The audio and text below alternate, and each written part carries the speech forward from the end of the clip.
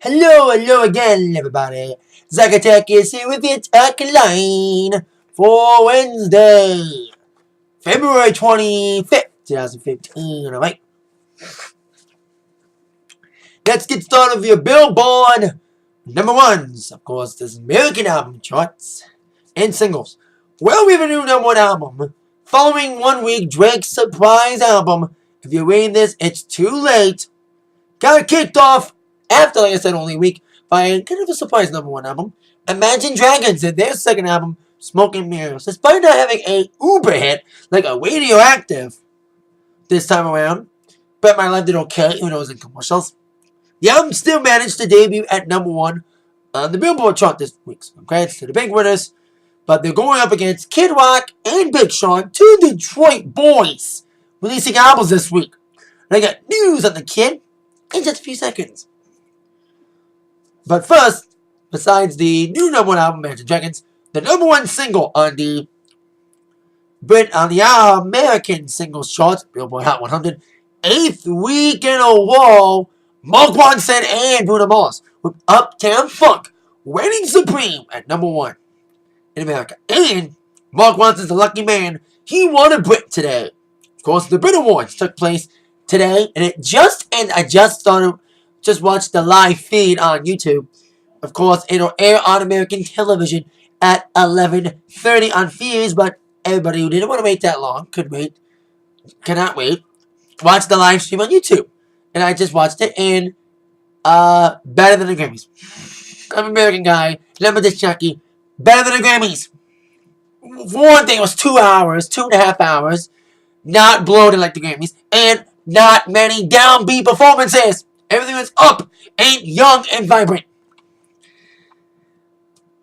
So before I get to my thoughts on the performances, especially one involving, let's get to the big winners. Winners of 2 awards each, Smith and Ed Sheeran.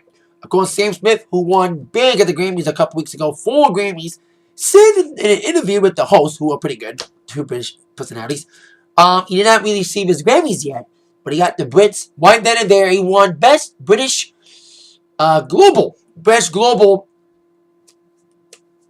Award for his album selling a lot of copies outside of the UK. While he also won Best British Breakthrough. Of course, he won the Critics' Choice in Brit last year. Now he wins 2 awards this year. And Ed Sheeran defeated him in Best Solo Artist British and Best British Album for Multiply. So 2 big winners, Ed and Sam. Other winners included, of course, a couple British people won for their awards. Like Paloma Faith, she won Best British Solo Female. That's why she won, because I liked her performance with her and the Wayne and all. Even though Taylor Swift, who did perform as well, did the Wayne thing a couple years ago. Her voice is like kind of flat. Kind of like an American version of Lana Del Rey. Doesn't she almost look like Lana Del Rey? Who was nominated for an award but lost to Taylor for Best International Female. But British group was won by Royal Blood, beating One Direction. And I like this Royal Blood dude. They're like the British version. I keep comparing them to American bands because I'm American-based guy because I live in Michigan. They're like the British wacky, heavier version of the Black Keys. Just 2 guys and a guitar and a drummer, kind of like Black Keys, but Black Keys is more bluesier and more alternative, and Royal Blood's more wackier. And I like their performance. I liked it a lot. I think I dig them. I should download the songs. The people I like tonight. Like I said, I'm an American guy, and I like the Grammys and all, but for one thing, like I said, 3 reasons why I like the Brits better. Performances were vibrant, not downbeat, young, and more importantly, didn't bang your head with messages. Like even the Grammy performances, equal rights, women abuse. I like that, but it's like it was too much in your head. They were banging it too much in your head. British people were like, hey, let's have some fun, damn it. They're a liquor in every table. Other winners, British single, Uptown Funk, I mentioned that, was the winner. Best British video, don't really agree with that. And I've said this a lot during my award show reviews. I always say, if there's a fan-voted award, and it involves One Direction, they fucking win. Because the Directioners will always vote for them, even though they're not that exactly popular right now. Maybe in America, like, they're British, you know, they're probably big in Britain. But America, no one's requesting at my shows. Besides Daddy Donald Dance a couple weeks ago. But nonetheless, they won for Best Video, British Video for You and I, defeating Ed Sheeran in his wonderful video for Thinking Out Loud, which I love playing that song. And Sam Smith as well. Other big winners, Taylor Swift winning Best International Female. She performed Blank Space to open up the show. A decent performance of that. And you had Pharrell with Best International Male and International Artist Group, the Foo Fighters. The only people that didn't show up was Foos and Pharrell. Pharrell obviously doing the voice. But while Taylor Swift opened the show with a decent performance of Blank Space, I also liked George Ezra. George Ezra, a British singer, doing a song called Budapest. I liked his unique voice and style, so I liked him. I liked his performance. There was a lot of good performances tonight in the Brit Awards. You know, made me want to dive into British music a lot more than... Like, I love American music. I always will play American music in my shows. Unless it's by a Brit, you know, like Adele, Sam Smith, Ed Sheeran. I played him a lot. And, of course, One Direction. But I'm liking his Brit music. It's more fun and vibrant. Not as downbeat and somber as the Grammy was. But while Taylor Swift opened the show with a great performance, one most talked about performances, for all the wrong reasons, Madonna. Now, Madonna's on the front of the Rolling Stone this week and decided to recreate her Grammy performance at the Brits tonight with Living for Love, her first Brit performance in 20 years. Now, the performance was, once again, another spectacular Madonna moment, you know, as good as a Grammy performance, with one little smug thing that everyone will be referring to. She fell off the stage. She like walked down in like this matador thing, like this big cape with a big train, and you can tell when she was on stage and she was ready to make the big transformation, whip it off. She was trying to fuck with the cape, and the cape wasn't working by the time they were ready to whip the cape off her. The cape was still on, so Madonna was, you know, with the cape, and I was like, I was like, damn! I'm a Madonna fan, but I was like, damn! But being the perfectionist artist that she is, Madonna got right back up from that fall and did the performance without any more snafus. So, because everyone will be talking about the fact that she fell off the stage with the Matador cape not falling as correctly as she wanted, but everyone should also mention the fact that despite the fall, she got right back up and continued the performance and still put on a spectacular performance like at the Grammys. You know, same kind of performance at the Grammys, you know, with the Matador theme. And I like the song Living for Love, which is number one on the dance charts here in America. So, I like that. But everyone will probably focus on the fall. So, I bet you'll be like all over. It'll be a lot of memes. Go with the internet. So, congrats to all the Brit winners tonight. Decent fun show. So there you go. As I mentioned, Madonna, who will have one of the most talked about performances for all the wrong reasons with the fall, is on the cover of the Rolling Stone this week.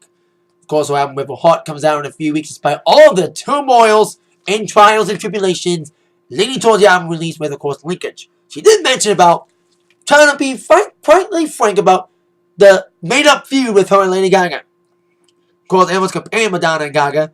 Madonna did say in the article, I've never had a problem with Lady Gaga. You know, people like to pit women against women. You know, our feud is made up. The only problem I had with her was when she blatantly whipped off Express Yourself in Born This Way. That's the only problem she had with her. So, we'll see if Gaga and Madonna can kind of mend fences. But what an interesting week for Lady Gaga as well. Of course, she performed at the Oscars. Great performance at the Sound of Music tribute. And now she got some more good news. She will be starring in American Horror Story Hotel. She's been in acting a little bit. She was in a movie with, I think she was in Machete Kills. Then I guess it's a supporting role, but now she'll be appearing in the 5th season of American Horror Story. Goes the miniseries created by Ryan Murphy, the creator of Glee. Makes sense because Gaga's lent her songs to Glee for many seasons. She tweeted that she would be in the 5th chapter. They've had like American Horror Stories, Coven, and all these other series. Now it's the 5th series, Hotel. Make your reservation now, she said. So she was in all these little roles, like in Machete Kills, I mentioned Sin City 2 and Muppets Most Wanted. Didn't see that one yet, but I want to see it. It is GaGa's first reoccurring role, and the first time she wasn't as herself on a TV show. So, congratulating GaGa to getting that role on American Horror Story Hotel. Now, on with some touring news, referring one of Madonna's fellow Detroitians, who kind of made fun of her for not doing much for Detroit when it comes to charity work. But I think she finally made up for it by going to Detroit late last year. But a guy who has been doing well for Detroit, and for Romeo, where I currently base my DJ business out of course, Romeo High School veteran and alumna, Kid Rock.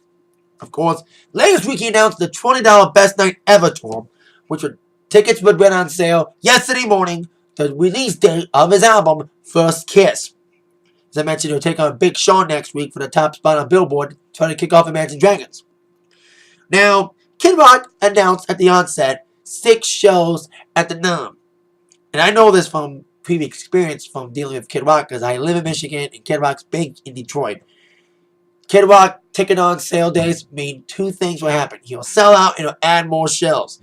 Last time he was at Pine Knob 2 years ago, and it was $20 Best Night Ever tour with ZZ Top instead of 4 in the opening. He did 8 shows. Most he's ever done at Pine Knob. Well, he's doing 8 again.